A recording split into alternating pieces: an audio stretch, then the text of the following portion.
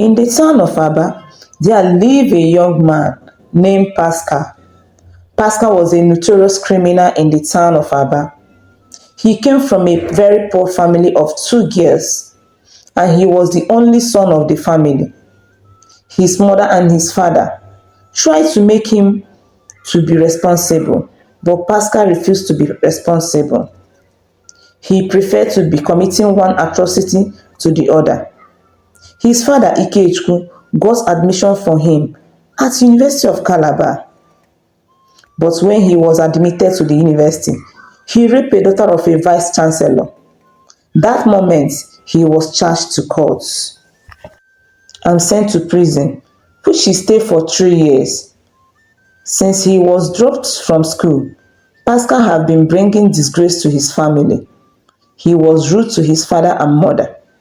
He stole from his father and his two sisters. He later joined bad guys in town to be stealing from students of the polytechnic close to their house. The police station close to their house have already known him as a regular customer. Pascal had a very big problem with his family and neighbors. Anywhere he passed, something must miss. He smoked and even take hard drugs. He was not afraid of anybody in the family.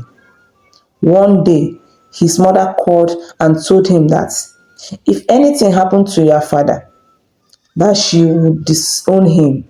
But Pascal said to his mother, "This is your business and not my business, mother. Tell him to remove his eyes from my business." And he left. His mother was so heartbroken. She broke into pieces by what Pascal said to her. She started questioning her God, why he gave him such a child. One day, Pascal came back home and took off their neighbor's motorcycle and sold it and ran away. When their neighbor came back, he went straight to their house to see his father. But when he got to their house, he met only his mother. He turned back and went to call police for them. As he got back with policemen, he pointed hand to Pascal's mother and said to them, "This is the mother of the guy that stole my motorcycle. Please arrest her." And that was how Pascal's mom slept in the police custody for days before being released. Pascal disappeared for weeks because of what he did in the neighborhood. Even when he heard that his mother was in the police station, he didn't even care. Rather, he was eating the money with his friends. He doesn't care about his family. Years later, Pascal was arrested again for robbery, but managed to escape from the courthouse during his trial and was placed court wanted list. 4 years later, he was arrested again on more serious crime. On May 30th, 2000, Pascal was abducted, a 22-year-old nurse who left home around 8 a.m. in the morning to work. He took her to an unknown forest where he tragically ended her life. He stole her iPhone 6 and he used it to contact her family and demanded for a ransom amount of 50,000 naira. After receiving this money, he fled to neighboring states where he exchanged a stolen iPhone for Samsung and sum of 20,000 naira. On September 1st, 2000, he struck again, and this time it is a neighbor's daughter. On that day, around 7 a.m., the 26-year-old lady was sent by her mom to help her buy some fruit from their neighboring estates. Pascal, who was their neighbor in the same compound, decided to escort her along the way. He lured her into a bush, called his accomplice, who assisted him to tie her up and ended her life. She stole her iPhone 7, contacted her mother, and requested for 100,000 naira ransom. After receiving the money, they fled to another state, sold the iPhone for 15,000 naira. On December 15th, 2000, Pascal repeated his evil acts, this time on his employer's ATM daughter, who was a secondary school student. On that day, she had gone to cover for her sister, who was a POS business. While she was there, someone invited her to come over for a transaction. On her way to the person, she met Pascal, who happened to be one of the workers in her father's land.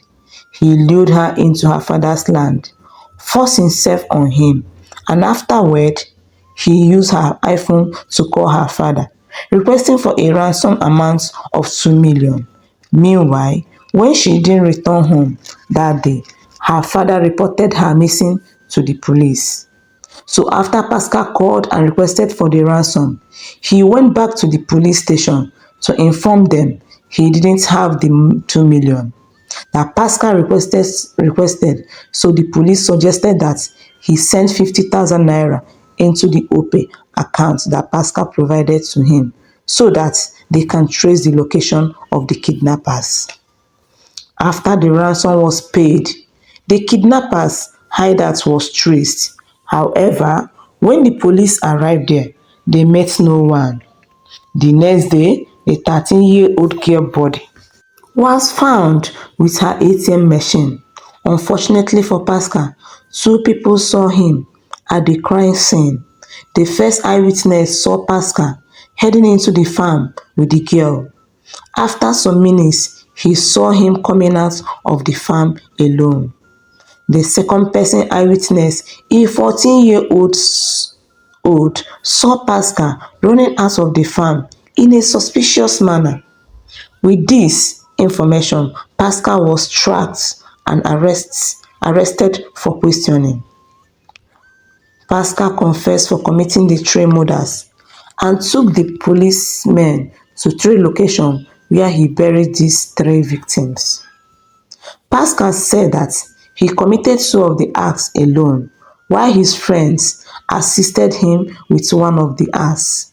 He also claimed that this is his so-called friend was the one who initiated him into the courtesan and also taught him how to kidnap, rob, and take people's lives. Amidst cries of the victims' family, Pascal made a shocking statement to the police. Guys, the story is getting hotter. Guys, please subscribe to my channel at African Tales by Ifenkili. Like and share with family and friends. And always turn on your notification buttons, please. Let's continue. You won't believe what Pascal requested for. Pascal requested for police that once he's being charged to court, that the judge in charge of his case shouldn't waste his time in hearing his case. He should just execute him immediately. He went ahead and requested that he should be given food to eat before executing him because those his victim might have eaten before he murdered them. He kept insisting that the police should make sure they arrest his friend and others who initiated him into the confraternity because they ruined his life. Few other suspects were later arrested, but Pascal's friend were never apprehended.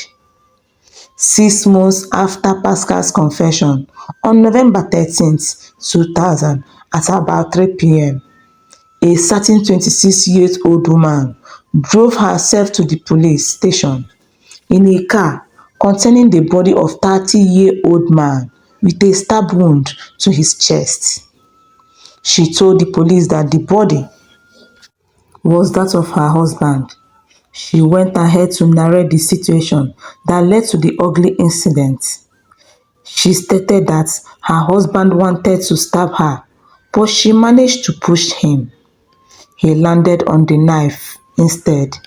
When she realized that he was bleeding, he shouted at her, saying that it is a taboo for him to be caught with a knife. She asked him to explain what he meant by that.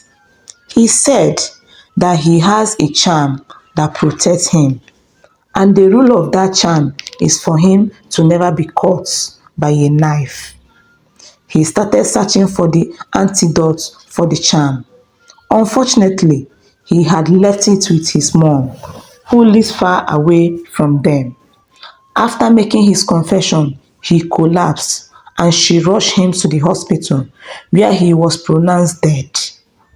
On 30th of December year 2000, after serious investigation, police revealed to the public that the man who was stabbed by his 26-year-old wife was Barnabas, Pascal's friend, who they have been looking for over 7 months because of his connection with Pascal, the serial killer. Guys, this is the end of this amazing story. What do you think about this story? Let me see your thoughts on the comment section. Guys, what happened to Pascal? Is it wrong upbringing from his parents? Or is it a result of bad friends in school? Do you think that Nigerian police will punish Pascal accordingly or free him later? Guys, please subscribe to my channel at African Tales by Ifenkili. Like and share with family and friends. Turn on your notification button and stay tuned for more interesting and mind-blowing stories coming your way next time. Guys, remain blessed. Bye.